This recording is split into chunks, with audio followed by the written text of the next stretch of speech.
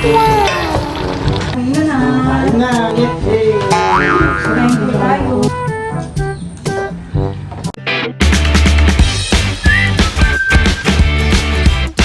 What's up mga kamilot? Welcome back sa aking channel. Super Days Vlog po ay ako po ngayon ay magluluto po ng ginataan po na yellowfin. Bali, nakaready na po pala dito yung akin pong lulutuin. Ano po yung ating yellowfin? Ito po yung isda po na binili ko po kalahati tahaysen. Tapos ang gulay po natin ay pechay at talong.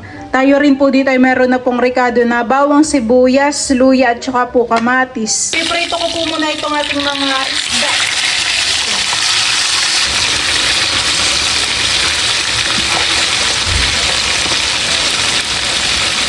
Tulis ka dito, baka matulis ka. Ito po ay akin na pong bibilingin.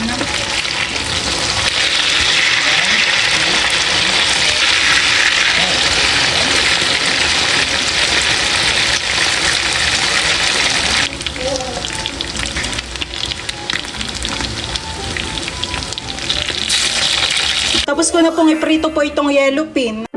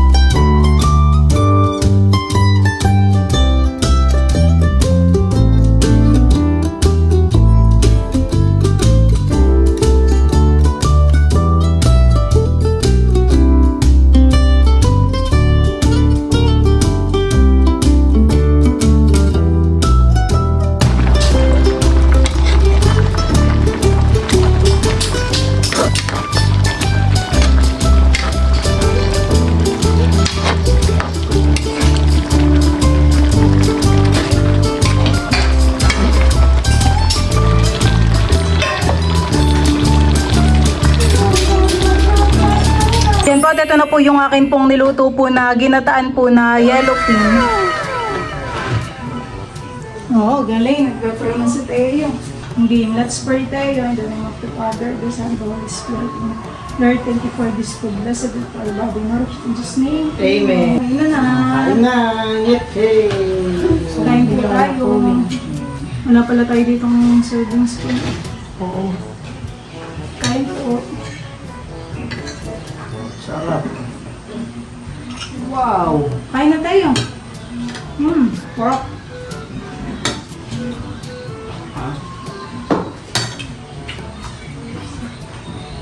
Wala tayong service. Sarap ng pechay. Si Teo.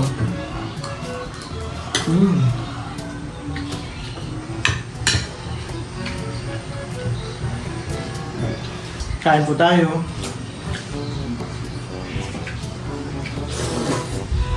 Kami po ay dito kumain sa labas. Sa terrace. Kaya yung po yung nakain ng mag-isa. Sarap. Sarap. Pork na? Ngayon kakain sa tayo ng ano.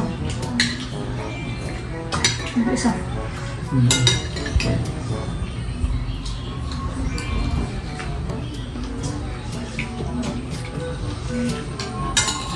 Ginawa na kami. Ginawa.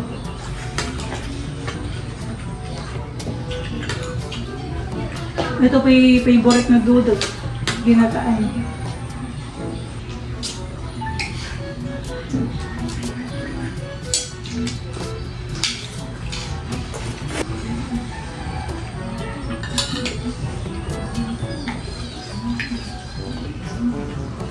Napakamay tuloy. Ano? Kamay. Ano pa kamay ka?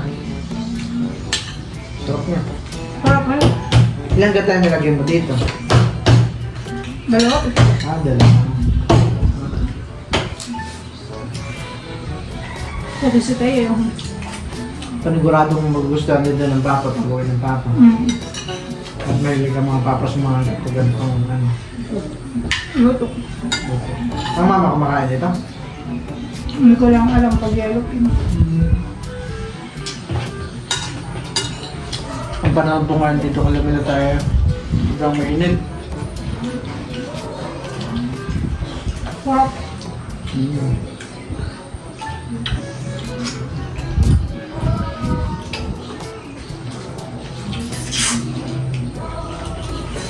Siyempre po ang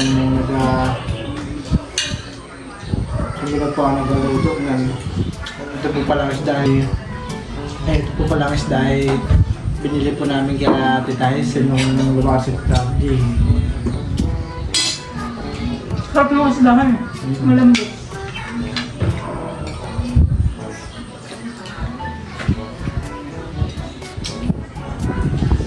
Maganda pag po siya. Late na po yung tanghalian namin. Alas 3 na yata. May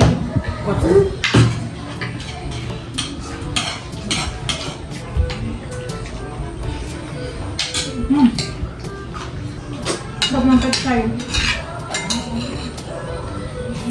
Kaya nga. Pechay Tagalog pala ang tawag yan. Ha?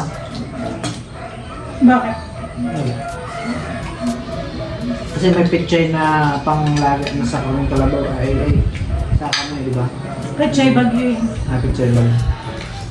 Pechay Tagalog.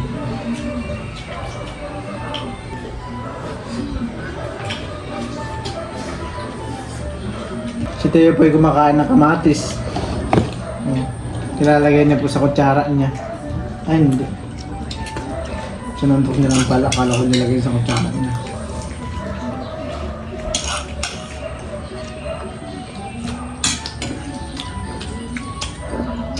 Magaling na magkukutsara si Tay, ha? Tama.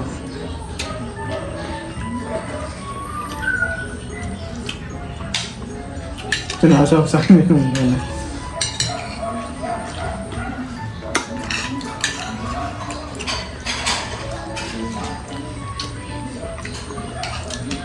Si Teo po ay gusto na parating laro. Pagkagising po kanina ay diretso laro. Kaso pagdating niya naman dito kanina ay sila, wala siyang kalaro. Na-expect na itakbuhan ng mga batahan eh. Kasi ganitong pong oras ay pag walang pasok po ang mga bata ay naghahabulan na po dito. Kaya pagkagising po niya na bago matulog ay diretso siya sa labas. Kala niya maraming naglalaro. Eh may mga pasok.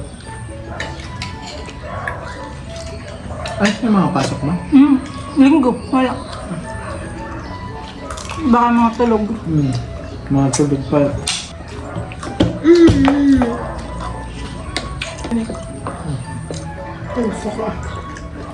Wala ngayong pasok ang mga estudyante at nandito si Dodo.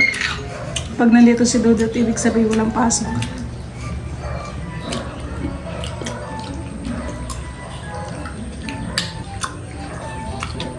Akala ko dati si Dudut nag-aaral dyan sa Manakang Lapis. Pero nag-aaral ka na dyan. Nasubukan mo na lang dito. Gawa ng si Ma'am Grace sa isaan na dinala sa nagtuturo. Kain na ikaw ng kain. Scoop mo. Nakain ko sa Manilasa. Malas. Nagulam si Tia ng fish. Oo, ubos na. Oh, ubos na. Kanina pa. Pati kamatis, ubos na. Sabaw na lang nandyan. Kain ka ng rice. Subuan mo sa'yo ng kanin. Ang kanin ka.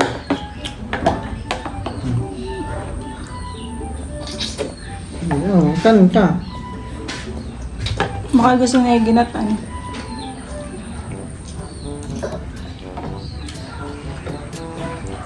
Kung po palang mga naghahanap po sa upload ni Tita Saning ay si Tita Saning po pala ay na-disable yung kanyang YouTube. Kaya di po siya makapag-upload. Hindi tayo lang araw walang upload na han. Inaayos pa lang po ulit. Naayos po ulit ni Bala tsaka po ng kanyang kaibigan. Kaya marami pong magtatanong daw kay Tita Isaning na Ba't walang upload? bakit tinatamad na mag-vlog. Nauubos na po ni Teo yung kanyang kanin. Naubos na po niya yung gulay na pechay at kamatis. Tsaka po yung isda.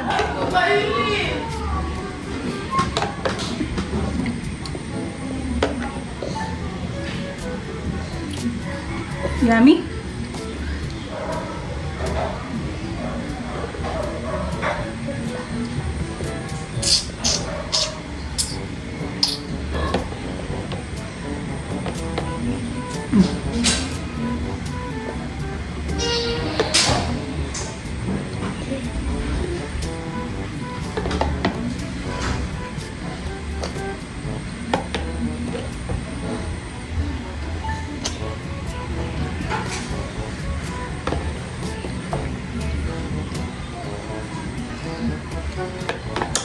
Papalitan ng damit pagkatapos kumain. Okay, naglansa. Pagkatapos pong kumain na si Teo po ay naglalaro po dito sa labas.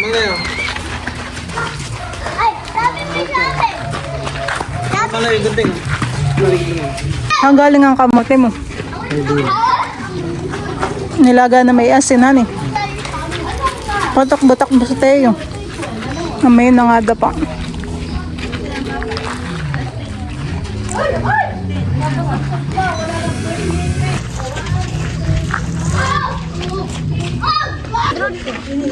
Yung pinangalalagay. Kalipadin mo daw, marunong ka. Kala ko magaling ka nung mag-drone. Abay, pabangka naman.